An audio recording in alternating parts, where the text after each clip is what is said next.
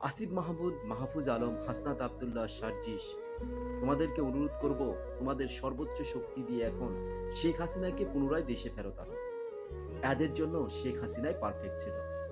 আমরা হয়তো ভুল করেছি এই গণ অভ্যুত্থান অথবা জুলাই অভ্যুত্থানকে সংগঠিত করা। তোমরাও হয়তো ভুল করেছ শেখ হাসিনাকে দেশ থেকে তাড়িয়ে দেওয়া। তোমাদের নামে আজকে কুৎসা রটানো হচ্ছে। চিন্তা করা যায়, জুলাই বিপ্লবের প্রথম শ্রেণীর নেতাদেরকে কুৎসা রটানো করা হচ্ছে, তাদের গলায় জুতা দিয়ে। সেই ছবিটা আবার আসিফ মাহমুদ নিজের ভেরিফাইড পেজে পোস্টও করেছে। তার কতটা কষ্ট হয়েছে। হাসনাত আবদুল্লাহকে কুমিল্লায় যেতে দিবে না বলে সংবাদ সম্মেলন করা হচ্ছে, সার্জিসের নামে কুৎসা রটনা করা হচ্ছে, ইভেন হাদির নামে বিভিন্ন ধরনের কুৎসা রটনা করা হচ্ছে। অথচ এই নেতাদের জন্যই কিন্তু বাংলাদেশ আজ এই দলের মানুষগুলো কথা বলতে পারছে, সামনে আসতে পারছে।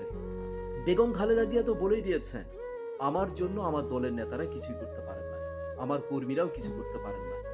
বেগম খালেদা জিয়া, এগিয়ে চলো, আমরা আছি তোমার সাথে। বেগম খালেদা জিয়ার ভয় নাই, রাজপথ ছাড়ি নাই। তখন বেগম খালেদা জিয়া বলেছিল, এই কথাটা আমার সামনে বলবা না, তোমরা আমার জন্য কিছুই করতে পারো, দেশের জন্য কিছুই করতে পারো। আজকে বেগম খালেদা জিয়া মুক্ত, তারেক রহমান মুক্ত, বাংলাদেশ মুক্ত, গোটা জাতি মুক্ত।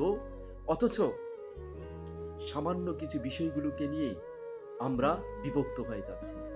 তবে আল্লাহর কসম করে বলি, এই আওয়ামী লীগ আবার ফিরে আসবে। তবে যখন ফিরে আসবে, সবচাইতে বেশি ক্ষতিগ্রস্ত হবে বিএনপির ভারপ্রাপ্ত নেতারা। লিখে রাখেন, সবচাইতে বেশি ক্ষতিগ্রস্ত হবে বিএনপির ভারপ্রাপ্ত নেতারা। আপনাদের বাঁচার কোনো অধিকার থাকবে না সেদিন। আপনারা বাঁচার কোনো অধিকার থাকবে না। এমনকি যখন আওয়ামী লীগ ফিরে আসবে, এই ভারপ্রাপ্ত নেতাদের বাংলাদেশে থাকার অধিকার তো দূরের কথা, তাদের পরিবারেরও কারো থাকার অধিকার থাকবে না। এটা লিখে রাখেন।